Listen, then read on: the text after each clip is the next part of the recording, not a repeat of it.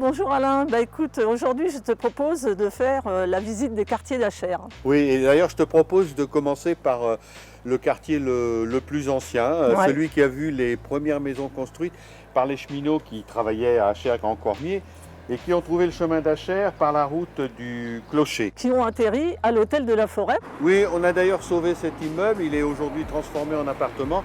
Et tu vois l'immeuble que l'on a construit à côté, on a essayé de faire en sorte qu'il soit de la même architecture que l'hôtel de la Forêt. Et puis il y a aussi le petit Robinson. Le terrain de boule qu'on a sauvé d'ailleurs de l'ONF qui voulait en faire un parking. Et puis il y a le parc Millet. Donc on peut dire que ce quartier est un quartier un peu plus calme que les autres et puis assez bien entretenu et qu'on va continuer à garder tel qu'il est. Alors Michel, ce qui a fait notamment augmenter la population d'Achères, c'est tous ces immeubles, ces 2500 logements sociaux qui ont été construits dans les années 60 et notamment sous l'impulsion de l'État. Et oui, parce qu'à l'époque, évidemment, il fallait loger les ouvriers de l'usine Ford Simca, qui est devenue maintenant PSA, les cheminots, qui venaient surtout de l'ouest de la France pour travailler à la gare de triage du Grand Cormier. Oui. Et puis, il fallait aussi loger les employés agricoles.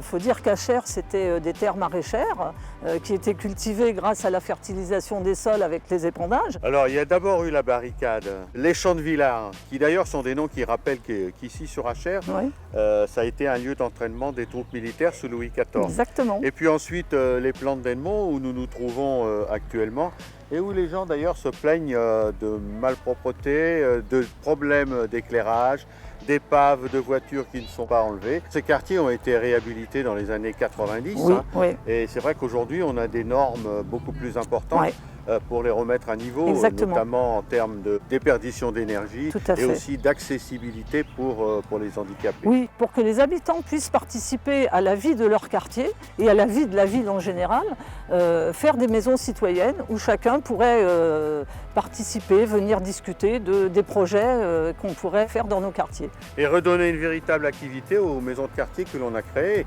Oui, alors tu vois Alain, Achères est quand même coupé en deux. Ah, oui. C'est-à-dire que d'un côté, on a les cités pavillonnaires et puis de l'autre côté, on a les cités HLM. Et ça serait bien quand même de faire tu vois, des pistes cyclables qui traverseraient les quartiers et qui relieraient les quartiers entre eux. Oui, tu parles des cités qui ont été bâties dans les années 60.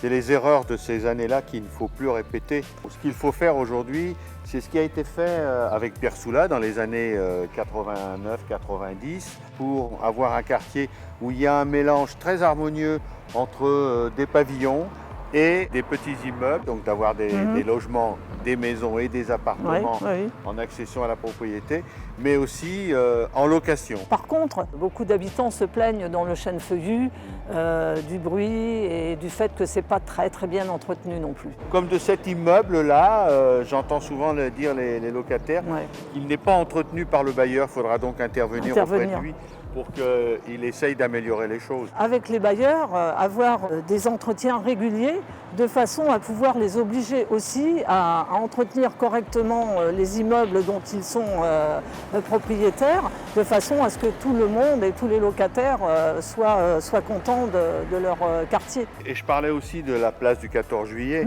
À mon goût, elle est un peu trop minérale et je pense qu'il faudra voir comment on peut la végétaliser pour la rendre beaucoup plus agréable. Plus agréable. Alors ici, Michel, on est dans le quartier du Montsouris. C'est un quartier qui a été aménagé par Julienne Vola dans les années 60 et qui a permis à beaucoup d'Achérois de sortir des HLM et qui leur ont permis d'être primo-accédants. Grâce à des prêts à des taux très attractifs. On est à la gare d'Achèrsville qui, quand elle est sortie de terre, se trouvait en plein champ. Oui, elle était isolée effectivement et l'objectif avec Pierre Soula, c'était de la remettre dans la ville, en y construisant autour des logements, des équipements culturels comme Boris Vian, le centre culturel, le lycée et le deuxième collège. Achères s'est bien étendu, Alain, depuis quelques années, mais il reste quand même encore quelques hectares à développer, surtout au nord d'Achères. Oui, tu veux sûrement parler de la Petite Arche. Pour nous, la Petite Arche doit être un quartier essentiellement réservé au développement économique et aussi doté d'équipements sportifs et culturels. Parce que d'ailleurs, on avait longuement préparé avant 2014. Et puis on attend l'arrivée du port qui apportera des emplois et activera, je l'espère, des transports par voie d'eau. Oui. En ce qui nous concerne, alors je ne sais pas où on en est aujourd'hui, mais nous avons exigé que ce soit un port urbain, c'est-à-dire à l'opposé de celui de Gennevilliers, avec tout autour des espaces verts dédiés à la promenade, comme par exemple celui qu'on a réalisé, la lisière Saint-Jean, qu'on a réalisé en même temps que la Petite Arche, lisière qui est aussi malheureusement aujourd'hui en friche. On est ici dans ce qu'on appelle le quartier de Seine. C'est un quartier qui n'a pas bougé et je crois que c'est un bien. Oui. Si peut-être quand même, on a aidé ici Monsieur Marc à construire et installer le club équestre qu'on appelle le club de la Croix d'Achères et qui permet donc à des enfants de pouvoir faire de l'équitation. Et franchement Michel, à 5 minutes du centre-ville, Oui. est-ce qu'on ne se croirait pas ici en pleine Normandie? C'est vrai que ça rappelle la Normandie. Et c'est pour ça, moi j'invite les Achérois, parce que je suis sûre qu'il y en a plein qui ne connaissent pas cet endroit, à venir voir, à venir se promener et à découvrir les quartiers d'Achères qu'ils ne connaissent pas. Ça sort un petit peu de l'ordinaire, de l'urbanisation qu'on peut voir et du centre-ville qui est complètement différent. Eh bien Michel, on se retrouve maintenant en plein centre-ville. Exact, centre-ville peu attractif d'après ce que disent les habitants. Oui, c'est ce qu'on entend. Mais moi je pense que parce que le centre-ville appartient à tout le monde, il va falloir vraiment, je pense, le mot n'est pas trop fort, le métamorphoser. Oui, et puis je sais que tu es très attaché aux terrasses des restaurants. Ouais, au niveau terrasse, d'ailleurs, on en avait créé une en face du Disque Bleu, dont Oui. malheureusement il ne s'est pas servi.